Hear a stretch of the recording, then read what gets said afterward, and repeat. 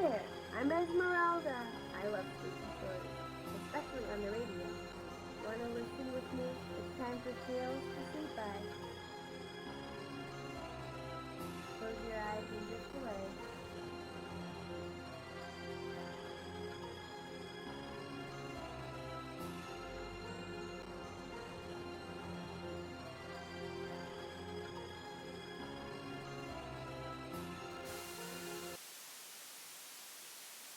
Good evening.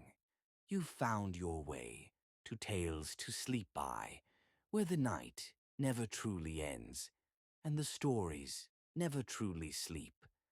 Enjoy your rest if you can. Tonight, on Tales to Sleep By, we drift far from shore into the cold, endless blue. Beneath the waves, something stirs. Stay with us for stories that echo through the deep and music to guide you through the darkness.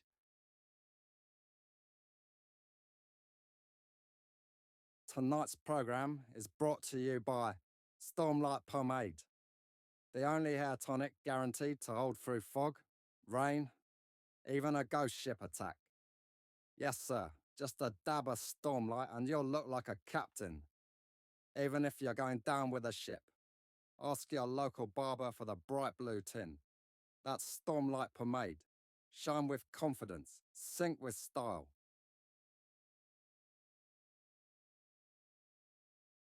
The Keel Beneath, Part 1, The Hatch. They say ships carry more than passengers, that they remember, that the wood holds breath and the iron sings back screams. The Orpheum Dawn was the finest vessel ever built in Harrow's Hollow, a towering ghost of white oak and riveted brass, commissioned by a rail magnate with more money than morals. It was meant to ferry the gilded and the godless across the Atlantic in luxury. But long before it ever kissed the sea, the ship swallowed its first souls. The keel was laid in the dead of winter. 6 men went below to fasten a warped beam. They never came back whole. I was there. My name's Carver. I ran errands for the foreman, carried tools, swept filings, kept quiet. But I heard things. It started with the frost, creeping inward, freezing the iron bolts before they could be set. Then the screams. Not pain, exactly. Something more frantic. The kind of yelling men do when they see something they were never supposed to. 3 came back gibbering. The other 3 were wax-faced, eyes blackened. Draper, the foreman, blamed gas. Said they struck a bad vein in the bilge bedrock, but we were laying timber on sand. 2 days later, the bodies disappeared from the infirmary. Bed sheets folded, blood on the floor, no footprints in the snow. New workers were brought in, men who didn't speak much, worked faster than they should have. One whispered numbers non-stop. 42, down below. Another refused boots, said the ship needed to feel his skin, and every night the Orpheum Dawn groaned. Not creaks, not warping, groaned, like something remembering how to cry. I told Draper we should stop, said it in front of the men. He smiled, handed me a flask, and said, "Ships like this don't get cursed, boy. They get christened."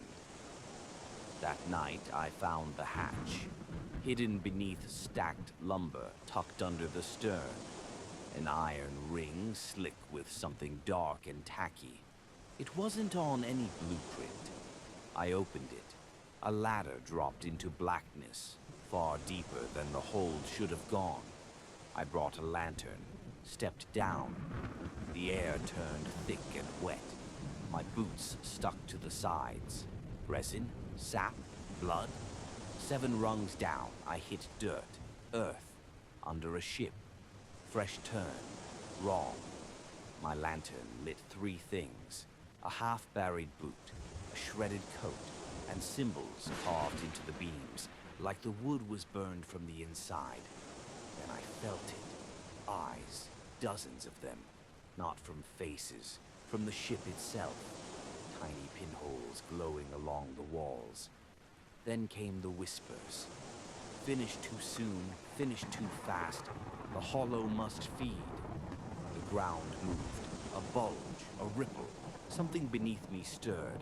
I climbed, fast. Halfway up, a black hand grabbed my boot. Fingers too long, skin slick. I kicked free and slammed the hatch shut. By morning, it was gone. Not locked, gone. Wood nailed over it. Draper vanished. A new foreman took his place. A tall, pale man named Call. He said, "We're behind schedule." That night I saw a reflection that wasn't mine. And when I followed it, I found a secret room. Coffins, dozens, some open. One nameplate. Alton Briggs, drowned, 1847. Etched in the wall, do not wake what died at sea. A heartbeat boomed, and behind me stood a man with no face. Tonight's program is brought to you by Stormlight Pomade, the only hair tonic guaranteed to hold through fog, rain, even a ghost ship attack. Yes, sir, just a dab of Stormlight and you'll look like a captain, even if you're going down with a ship. Ask your local barber for the bright blue tin. That's Stormlight Pomade. Shine with confidence, sink with style. If you're still awake, I commend you, but don't get too proud. Tales to Sleep by Radio isn't finished with you yet. A little music, a little fear, and perhaps a little sleep. Part 2.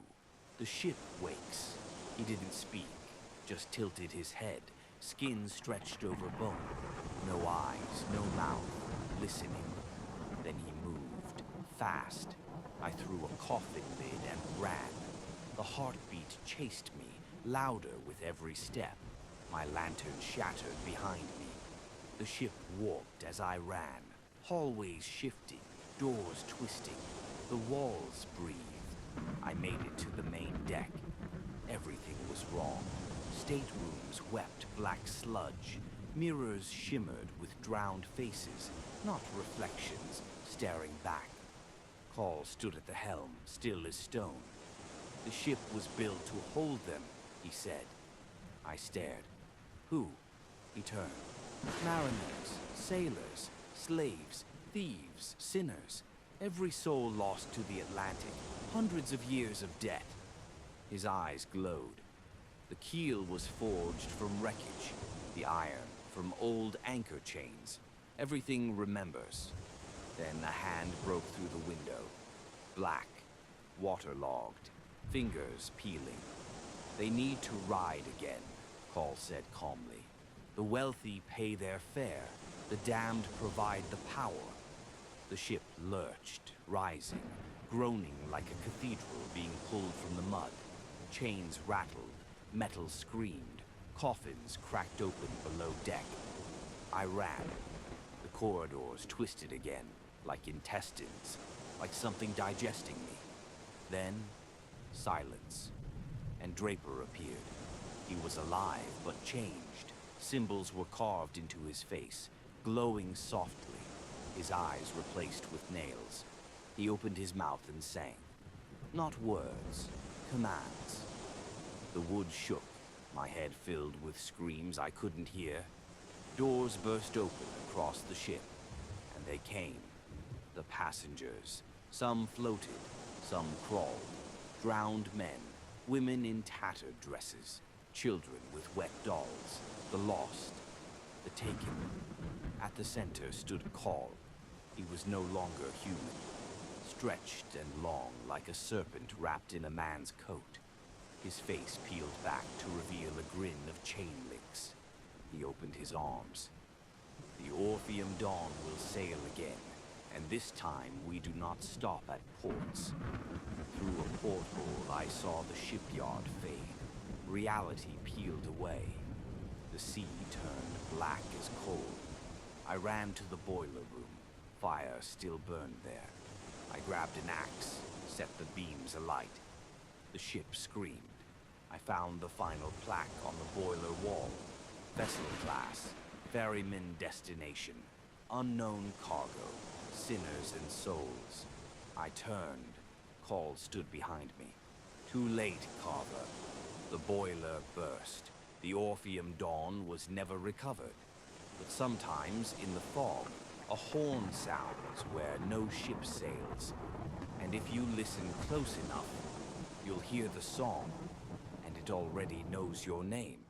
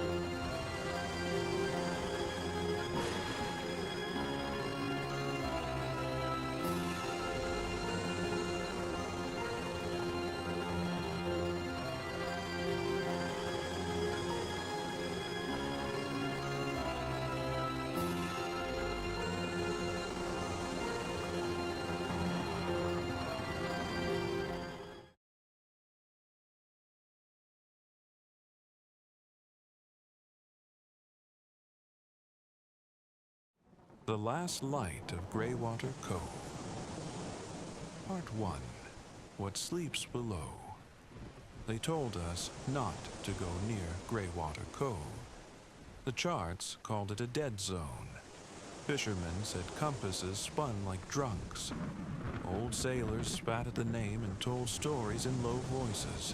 Stories with endings that didn't make sense. But the Marrow's reach was worth millions. A pre-colonial merchant ship lost centuries ago, rumored to have sunk with stolen gold, black ivory, and other things no one dared name. When the coordinates came through, anonymous sender, no return address, we jumped. Biggest mistake of our lives. We reached Greywater Cove at dawn. Fog hugged the water like it didn't want to let go. The sea looked like glass, and nothing natural reflects so cleanly. Sonar found her right away, 40 meters down, the Marrow's reach. It should have been cause for celebration. But something about the silence. It felt like the ocean was listening. 2 divers dropped, Ellie and Jakes. Contact was clear for 30 minutes. They circled the wreck, largely intact. But when they reached the torn open stern, Ellie's voice cracked through. There's something moving down here. Then static. Then Jakes, frantic. Looks like tentacles? No, it's rope. No, wait. A scream. We pulled them up. Only Ellie returned. Her suit was torn. Her helmet flooded. When we cracked it open, she was smiling. Lips stretched too wide. Mouth full of seawater. No pulse. Then the radio, disconnected, mind you, blared to life. Static, then words in a guttural tongue. And finally, in perfect English, return. From the hull, something knocked. 3 times. Banks, our sonar tech, went pale. More readings came in, a massive shape rising from under the Marrow's reach. Bigger than any wreck. Bigger than any ship. Not the wreck. Something beneath it. The fog parted just enough for us to see. A single, bloodshot eye. Then the lights died. From the dark deck came the toll of a ship's bell, calling us aboard. We weren't alone anymore. Shapes walked the fog. Dripping, smiling, Ellie, Jakes, others we didn't know, all tethered to the sea by black cords that shimmered like wet silk. Martinez ran. Banks tried CPR on a ghost. I saw faces in the portholes of the wreck, grinning, waterlogged passengers who hadn't aged a day in 200 years. Then I saw it, rising from the mist, part man, part thing. Too many arms and mouths. The Marrow's reich hadn't sunk. It had been swallowed. Leave a little mark below, a comment, so we know you survived the tale. Tonight's program is brought to you by Stormlight Pomade, the only hair tonic guaranteed to hold through fog, rain, even a ghost ship attack. Yes, sir, just a dab of Stormlight and you'll look like a captain, even if you're going down with a ship. Ask your local barber for the bright blue tin. That's Stormlight Pomade. Shine with confidence, sink with style. The Last Light of Greywater Cove. Part 2. The toll must be paid. The ship shuddered under my feet. I ran below deck. Martinez had smashed the controls trying to sabotage the engine. He looked up at me with bloodshot eyes and said, "If we don't sink this thing, we sail with it." We dragged every spare fuel can to the engine room. Martinez gripped a flare gun. I primed the tanks. Above, the voices of the dead filled the air, echoing through the hull like prayer. Not shouting, not threats, chance. The Wendigo listed violently. The sonar screamed. Something was moving us, dragging us toward the Marrow's reach, now rising from the sea like a shrine of rot. I looked out the porthole. The ship was alive. Its rigging pulsed like veins. Its sails thrashed like wings. Faces peered from the walls. Passengers, crew, cargo, all lost, all smiling. A voice echoed through my skull. We are the tide. We are the toll. Martinez stood on the bow, flare lit. Ghosts surrounded him, Ellie among them, still smiling, still whispering. He raised the flare, looked right at me, and threw it. Not into the engine, into the sea, into the gaping belly of the Marrow's reach. And the ocean caught fire. Black, oily flames swallowed both ships. The fog turned to smoke. The Marrow bellowed, not in pain, but in joy. Its mouths opened wide.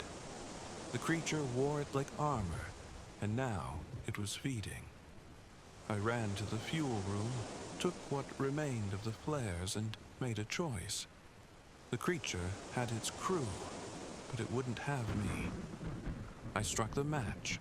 A roar of heat, a scream of metal, and then nothing. I woke in the water, alone, drifting. No wreckage, no flare, no bodies, just fog and silence.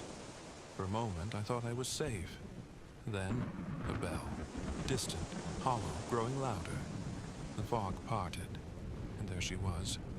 The Marrow's reach, whole, beautiful, wrong, sailing toward me. And on the bow, arms raised in welcome, Martinez, smiling. The Marrow had found its new crew, and it was coming for me.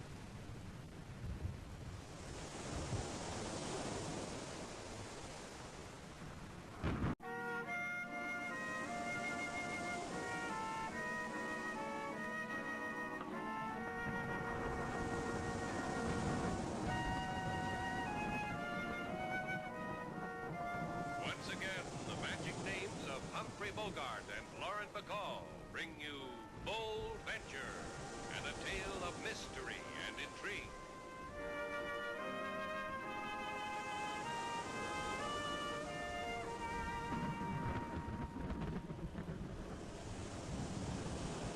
Sailor, let go of the wheel for a minute, Why?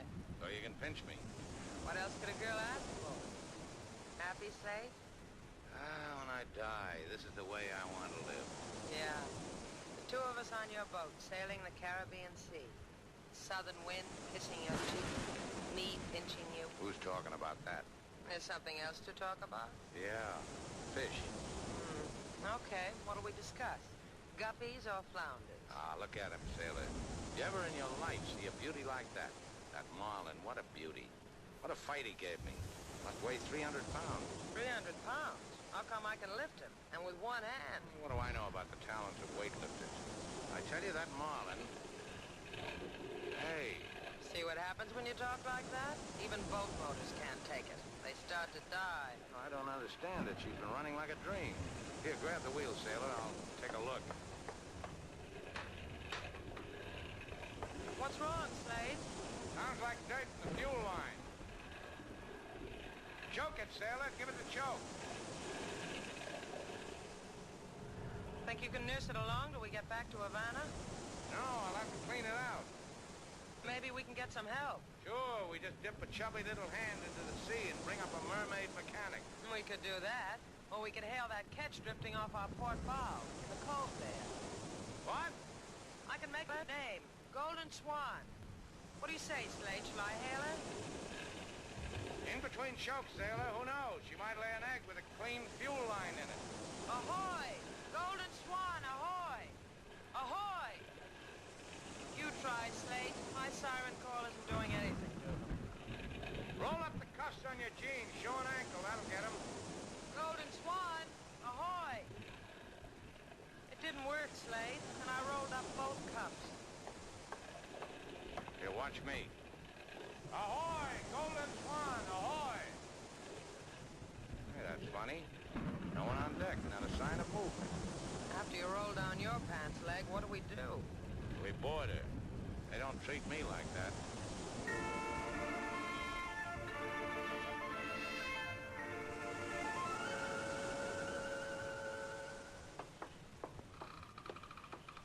Hold my hand, Slade. I've never walked through a ghost ship before. Eerie, isn't it? The other hand. This one's got a stalk of celery stuffed with rope that I swiped off the captain's table. Catch riding off an uncharted key without a soul aboard. Who's gonna miss a stalk of celery? The way that table was set, like a banquet. Hors d'oeuvres, chicken under glass. Who walks away from things like that? Not you, baby. Enjoy your chicken sandwich? Yummy.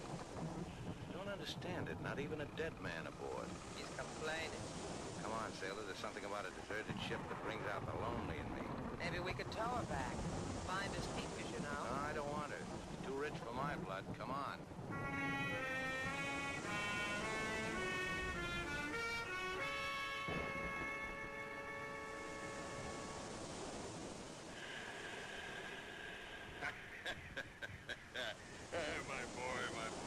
Cut it out, will you? Oh, now, Johnny, boy.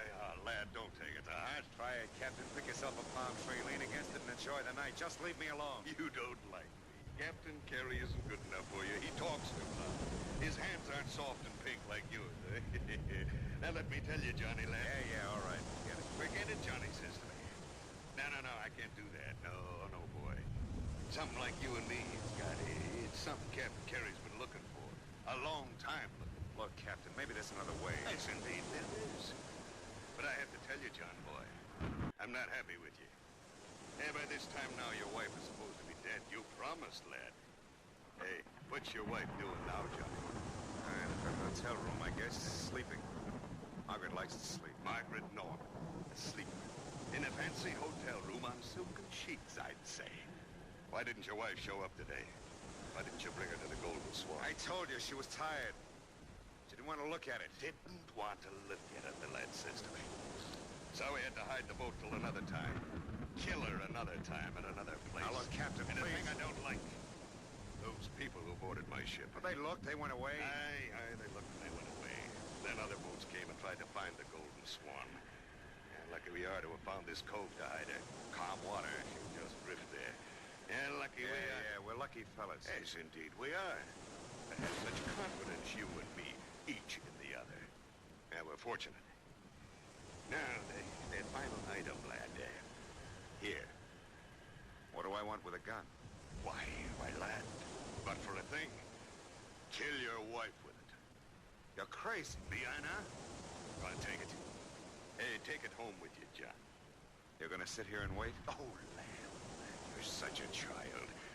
Listen, John, 2 people came to my boat today in a power cruiser. Its name I saw was Bold Venture through my glasses. And I must seek them out. Tell them how lucky they are still alive. Tell them it might not be so the next time.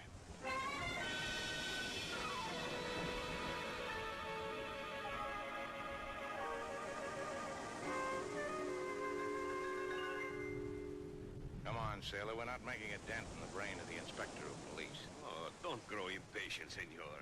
My brain is your brain. Make dents to your heart's content. Your brain is his brain, huh, policeman? That explains why Slate's been suspicious of me ever since we came off that catch. He can't believe that all I swiped was a chicken sandwich. Yeah, that's why. You have brought to me perhaps a slice of this chicken? And what was it? White meat or dark meat? Eat your heart out, kid. It was with pickle relish. It is not that I have a tooth for chicken, senor. It is only that this would be a slice of evidence that you indeed saw a ghost ship. The Golden Swan, you called her? Because it was the name painted on her transom in big gold letters. What would you have called it? And you did not tow this ghostly ghost ship in? We told you why. Our fuel line was fouled up. In the approximate hour that you have been here, you two, I've had my harbor police combing the waters. You're going to say all they came up with was sea dander. I would if I could have thought of it. I was going to say my harbor police found no trace of a catch, the Golden Swan. Maybe she drifted out to sea. She was there, LaSalle. We walked her deck, spied into her cabin. I think you do not need police, senor y senorita. I think you need a psychiatrist. Let me recommend mine. Here, his card. He's good, huh? For people who see ghost ships, he's how you say, a dilly? Si, a dilly. Amuse yourselves, amigos. And please, stay away from me. I've got enough crazy already. Go away.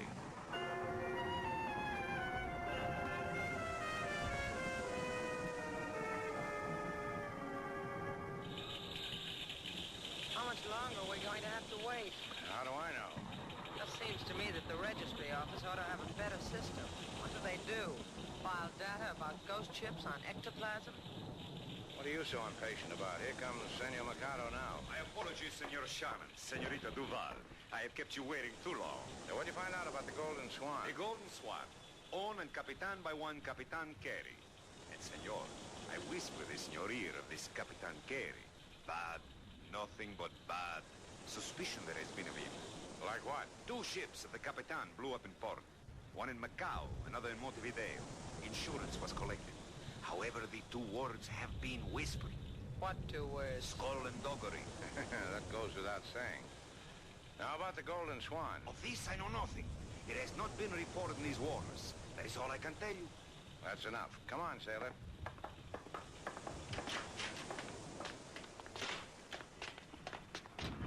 Sailor, how come a ship we saw and the cops didn't see and is never reported and... Which way to the registry, mate? Oh, in there. Hey, don't I know you? Yeah, what makes you think you do? Sure I know you, lad. A shipmate once on the Golden Swan. Oh, the Golden Swan, huh?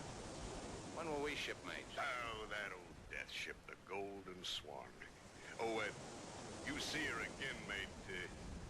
Keep away from her. Take it from an old shipmate. You trying to tell me something, old shipmate of mine? I said it. Now look, Buster. My boy. Remember the old days? Old me, handy with the shiv, the knife in the ribs? Sure you remember. So remember about the Swan. Keep away from her. Goodbye, my boy.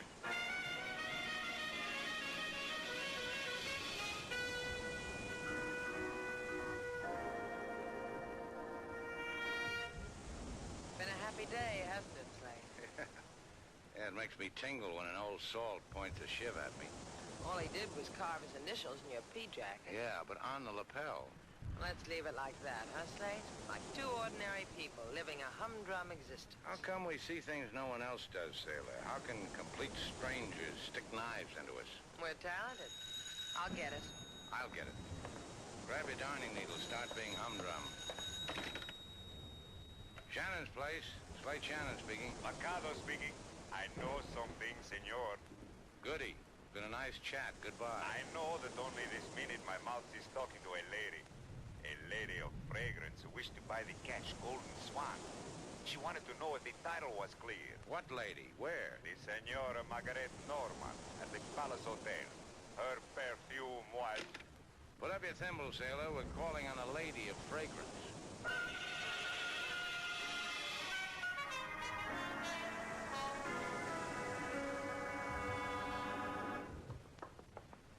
I'm telling you, mister, you can't go in there. That's Mrs. Norman's suite, and she... Yeah, I know. She left orders not to be disturbed. So make a snappy right turn, walk down the hall, turn right, turn left, and then you go through the door to the... Did you say something, miss? No. It was the man on this $5 bill talking. Have you ever noticed what a real old chatterbox he is? Well, you know. Mrs. Norman left the door unlocked. Thanks a lot, chums. Mrs. Norman? Mrs. Norman? Try the bedroom, sailor. All right.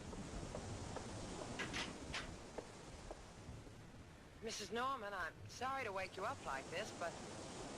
Slade, come here, quick. What's the matter? Look at her. She's been shot. Huh.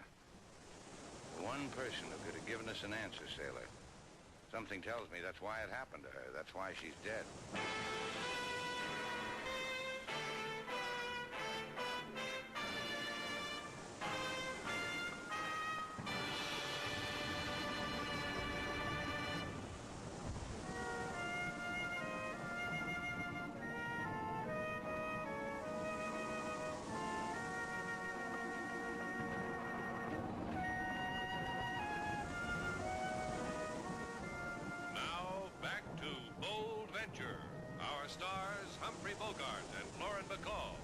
Second act of our story.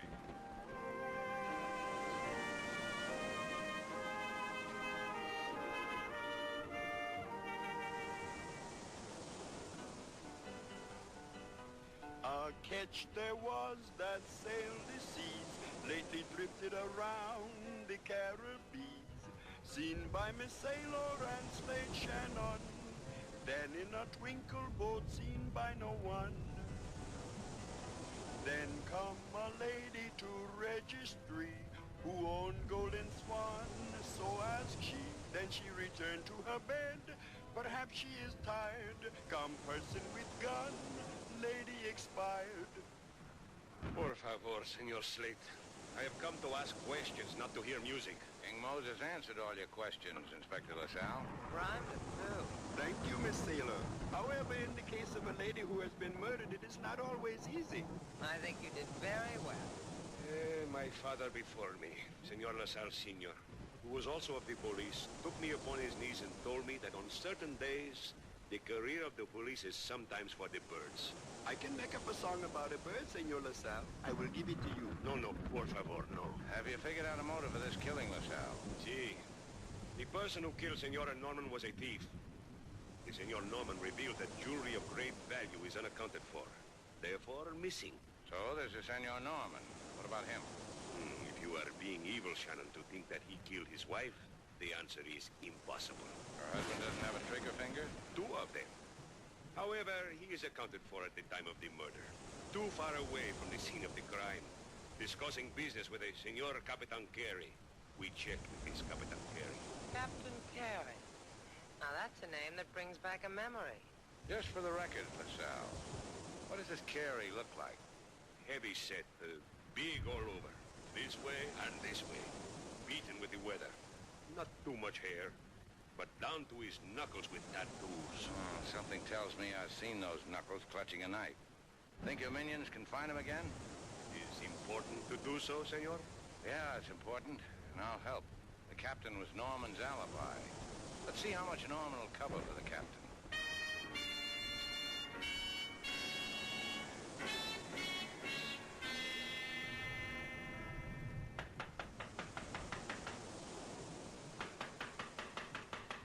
Who is it? Slade Shannon, Mr. Norman, with a friend. That's telling him. Go away, get out. That's no way to talk, Mr. Norman. I told you, get out. Inside, Mr. Norman. What do you want with me? You working with the police? Mr. Norman. This is Slade's private project. Well, I told them I didn't kill her. I didn't kill Margaret, and I don't know who did. Beating won't make me know either. You don't understand, kid. That's not the project. All I want from you is an old shipmate of mine, Captain Carey. Captain Carey? All I know about him is he owns the ketch I wanted my wife to buy for me. That's what we were talking about on the other side of Havana when Margaret was murdered. And you wouldn't remember where that is? No. Not even if you... I know. Not even if I beat you. You're in for a disappointment, kid. I'm not gonna beat you. Let's go, sailor.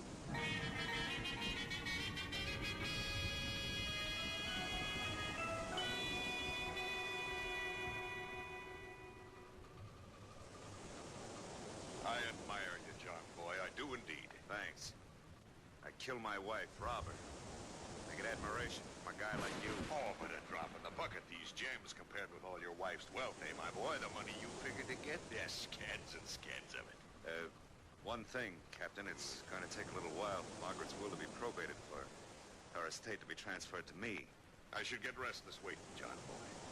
I have what I need. This jewelry. What are you talking about? An idea of something worthy, lad. I don't trust you, Johnny. A thief who kills a woman is never trusted, didn't you know? Hey, now look. Look. Hey, now look, John says to me. And eventually the police will get onto you. You'll be naming me.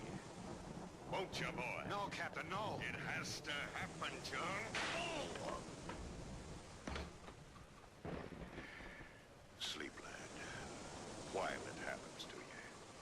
Adrift in the Golden Swan. Dead. In time, you will explode.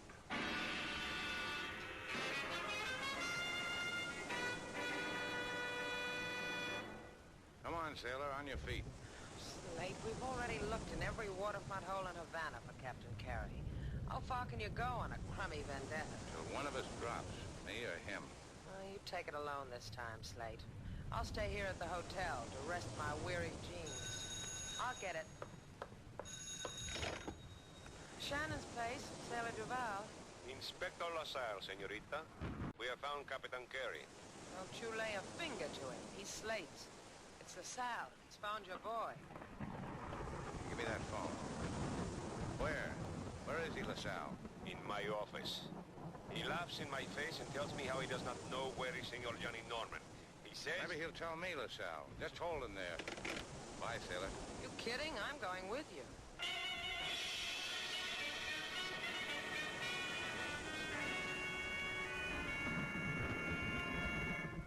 LaSalle, all I need is 10 minutes alone with him. We fellows of the sea have a language all our own. And in this language you will bring me the whereabouts of Johnny Norman? That too. I've just put a new grass rug on the floor in that room where he is. Be nice to him. Maybe I can get him to wear it for a skirt. Well, this is the sailor boy, Slade Shannon. You come to help an old shipmate in distress? Yeah. It helps, doesn't it, Carey? Hey, it clears the head. You're the man to my liking, Shannon. None of that lily-fingered la-di-da. That shiv, where'd you point it, Carey? Here? No, a little higher. Nearer the heart. You're sharper with the knife, shipmate.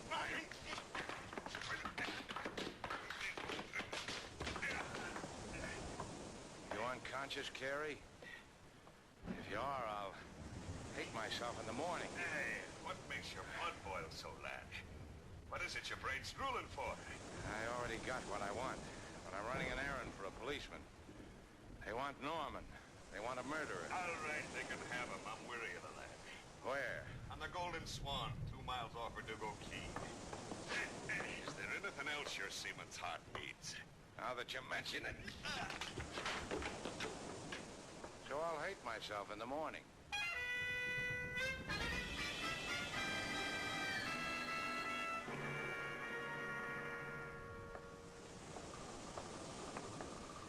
Now you really ought to check with your psychiatrist, Inspector LaSalle. You're walking on the deck of a ghost ship. Do you believe it? See, I believe it. Okay, Captain. Where's the cargo? What'd you do with Johnny Norman? He's living the good life, lad, in my cabin. Here. When I left, the boy was learning a sad sea chanty and singing it for his poor dead widow. Hey, it's in here. John boy. John, what are you doing lying on the floor, boy? Senor Norman is dead. From a large caliber bullet wound. Is that what you do when you get tired of a buddy, Captain? Give him large caliber bullets? I tell you, Slate boy, I don't know what happened to him. I'm as surprised as anyone here. I'm not surprised. The thing's mysterious aboard my ship. Take the dead boy and let's leave it. Yeah, what's your hurry, Captain? Well, it's my ship. I said get off it. You know, Slate, the captain didn't want to come out to the ship in the first place. I wonder why. Yeah, a fellow might think the ship was going to blow up in his face. What are you saying, Shannon? Our captain, boys, got a history. Rumor has it he time-bombed 2 ships. One in Macau, one in Montevideo. That is an interesting... Slate, watch him. I've already got him, dear girl. My gun. Waiting for me in my desk drawer. The same one with which you killed Senor Norman? You'll never know. Don't be a fool, you know, but I will. Oh, Shannon, help me. Yeah. Hold him, LaSalle. You're a fool, policeman. Get off my arm. He'll do that. Get you, LaSalle? See, here in my shoulder. Finish it for me, Slate. Don't stand there, sailor. Give LaSalle a hand. Here, put your arm around me. Gracias. Sit down here. On your feet, Captain. Come on your feet. We've got to get off the boat, lad. Yeah? How much time do we have, Carey? I don't know. Not much. None, maybe. I think we should get off the boat, lad. Now, just take it easy. I want to give LaSalle your confession. Who killed Mrs. Norman? John Boy did it. I swear it. Did you help him? We'd better get off the boat. John wanted his wife to buy him this boat. He was going to show it to her, wasn't he? Then somehow he'd leave her alone on it. Did it go off? Is that why we saw the Golden Swan floating around, Captain? I'm warning you, lad. Off the boat. Where's the time bomb hidden? It's going to go off soon. Who killed Johnny? I'll tell you ashore, lad. I want a confession. Sailor's my witness. Hi. LaSalle's fainted, Slate. Got a cigarette, sailor? Sure. I'll light it for you. Here. Thanks. Slate, what's all this business about we're going to get blown up? It's a trick the captain has. Listen. The bomb's in the hold. An alarm clock wired to dynamite, strung to the seal, and a little after the engine. That's a nice place. Very. Get it for the love of... There's lots of time. No, lad, there isn't. There's 10 sticks of dynamite. Who killed Johnny? Get the bomb. Who killed him? I did. Let's go, Captain. Get the bomb. We'll be too late. It'll blow up. Make him hurry. Come on. There it is. Get it. Tear out the wires, Captain. Yes. Skunk, it's done. Yeah, me too. Sailor. Uh-huh. If I ever get brave like that again, wire me to 10 sticks of dynamite and set me off for 10 o'clock.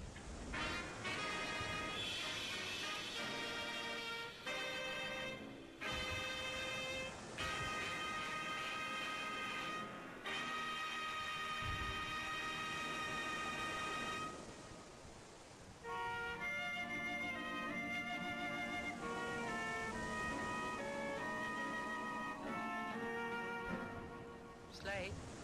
Yeah? I just got a call from the hospital. LaSalle's going to be all right. Oh, that's fine. Sailor, take a walk on the beach? Not tonight. Well, this is a new sailor. What makes tonight different? Who needs walking on the beach? Okay. Bye. Bye. Where you going? I got a standing date with a hat check girl at the El Nido.